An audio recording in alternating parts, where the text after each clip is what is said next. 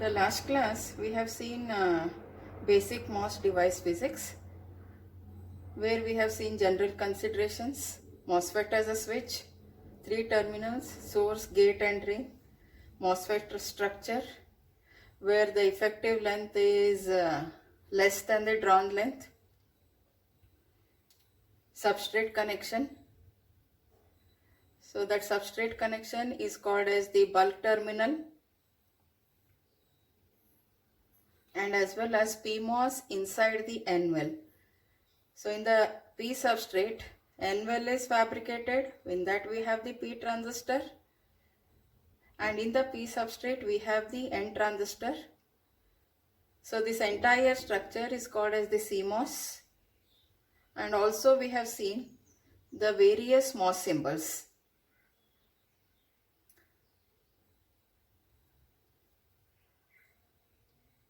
So now we will see what are the MOS IV characteristics.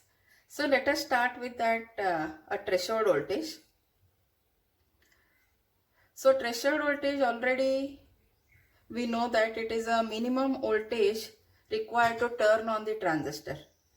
Now what happens as the gate voltage VG increases from 0? So when the gate voltage VG increases from 0, since the gate and the substrate form the capacitor, as VG becomes more positive, the holes into the P substrate, the holes are the majority charge carriers. As this becomes more positive, the holes are repelled back from the positive potential, leaving the negative ions behind so as to mirror the charge onto the gate. A depletion region is created over here because there are no charge carriers available. So as VG increases again, then what happens? See, since the depletion region is created, it forms a capacitor, series connected capacitor. One is the oxide capacitance and another one is the depletion region capacitance. So oxide capacitance is because of the oxide present between the polysilicon gate and to the substrate, and depletion region capacitance is because of the depletion layer created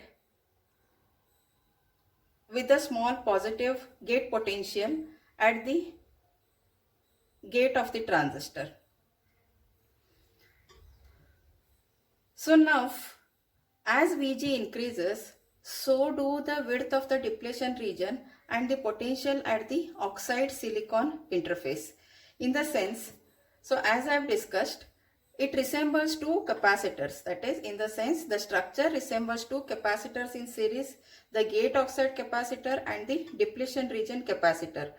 When the interface potential reaches a sufficiently positive value, when this potential reaches sufficiently positive value, the electrons flow from the source to the interface and the drain, and now the transistor is said to be into the turned on state, and the potential at the gate is known as the threshold voltage of the transistor, which is the minimum voltage to turn on the transistor. So let us see the derivation of the IV characteristics.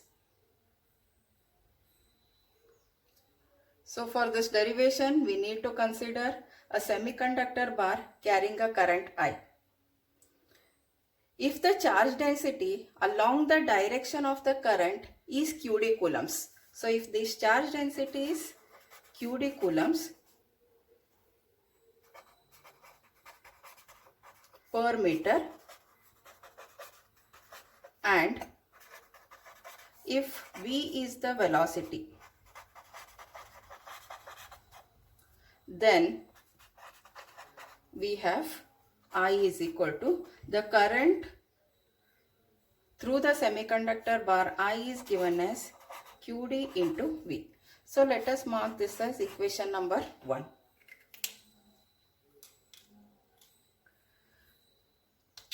Now how to write this QD? We have to write the equation of the QD now. So the basic equation of Q is nothing but it is C into V. So with this basic, how do we write the equation of the QD?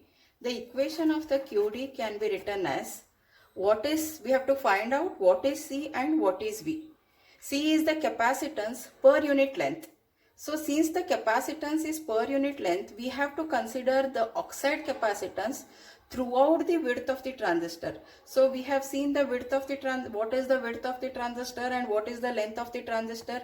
Therefore, this QD per unit length can be written as W into Cox into bracket VGS minus VTH, gate to source voltage minus the threshold voltage. So here, why only W into Cox? Because we have considered this per unit length. Actually, the area of the transistor is width into length.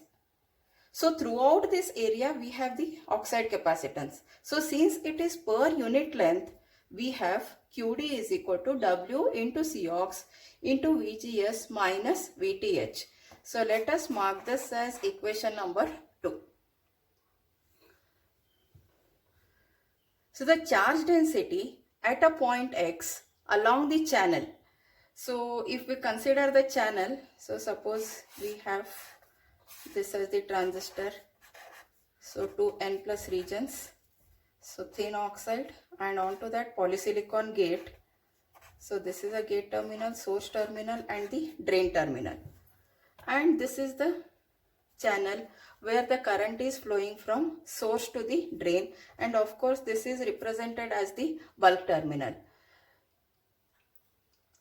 The charge density at any point X along the channel can be written as QD of X is equal to W into Cox.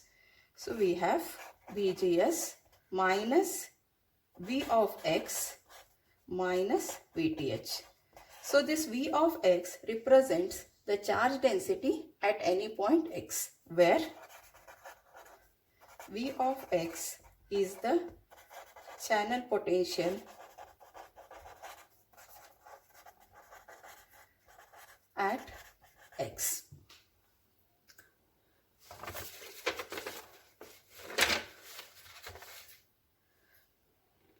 So we have derived the current flowing as QD into V, mark it as equation number 1.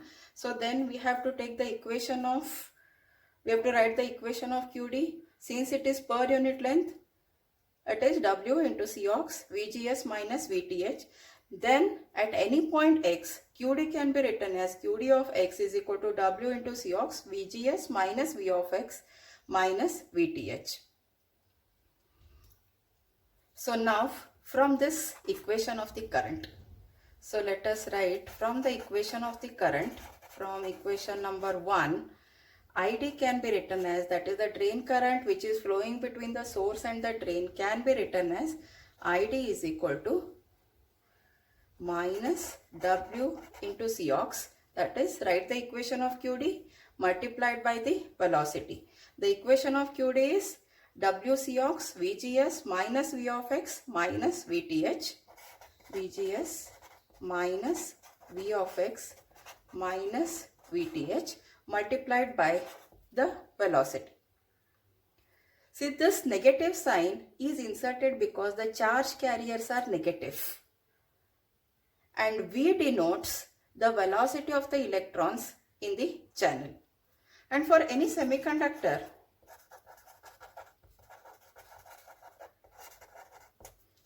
V is given by mu into E, where mu is the mobility and E is the electric field.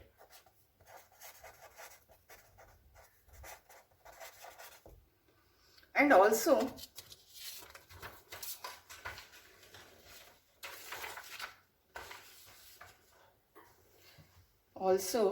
we have E of X is equal to minus dV by dx, and representing mobility as mu n. So why mu n? Because we have the electrons flowing between the source and the drain. So with respect to electrons, we take it as mu n. Then ID can be represented as ID is equal to W into Cox VGS minus V of x minus VTH into the velocity is, so this ID is QD into V. This part is QD. So next is V.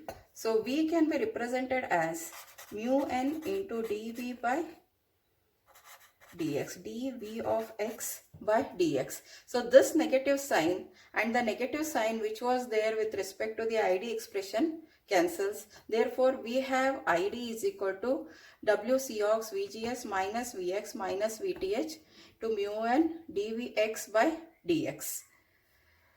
So let us mark this as equation number 3. Subjected to the boundary conditions, we have V of 0 is equal to 0 and V of L is equal to VDS. Therefore, the above equation can be written as x is equal to 0 to L, that is when we have this transistor, this is a point x where it is 0 and this is nothing but it is L. So therefore we take the boundary conditions as x is equal to 0 to L and ID has to be integrated with respect to dx. So similarly at 0 condition, what is the value of VDS? At 0 here the VDS will be is equal to 0. Therefore we have V is equal to 0 and it is VDS W Cox mu n VGS minus V of x minus VTH into dV. So let us integrate this. We have ID is equal to L W Cox mu n integrated VGS into V minus V square x divided by 2 minus VTH into V, and the integration limits are 0 and VDS. This can be written as now mu n Cox W by L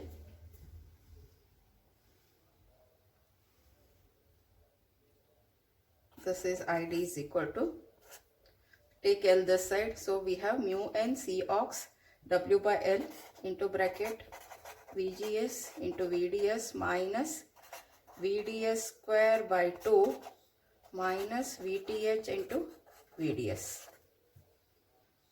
Therefore, ID can be written as mu n Cox W by L.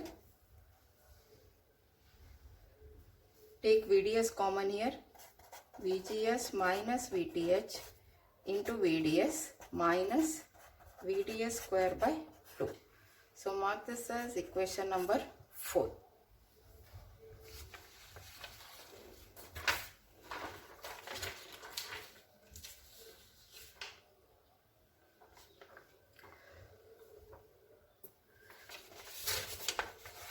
This equation number 4 gives the equation of the current in the linear region, or it is referred to as the triode region. Now when the saturation region starts, the saturation region starts when we have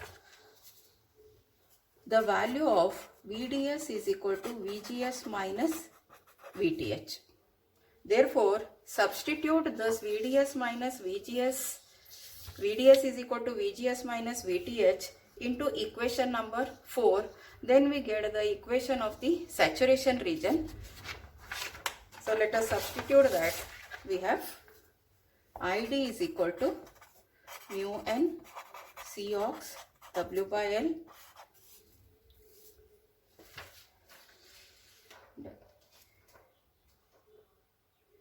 VGS minus VTH. So VDS is there. So VDS has to be replaced by VGS minus VTH minus half of VGS minus VTH whole bracket square. This can be written as mu n Cox W by L half VGS minus VTH whole bracket square. The final equation of the current in the saturation region ID can be written as half mu n C ox W by L into VGS minus VTH whole bracket square. So let us mark this as equation number 5, where VGS minus VTH is known as the overdrive voltage. Remember this? So in this book, VGS minus VTH is referred to as overdrive voltage. W by L represents the aspect ratio.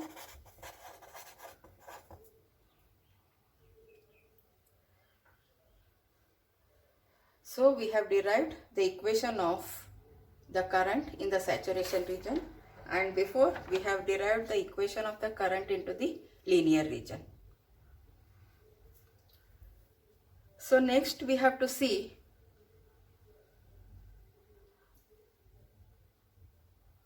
what is a deep triode region.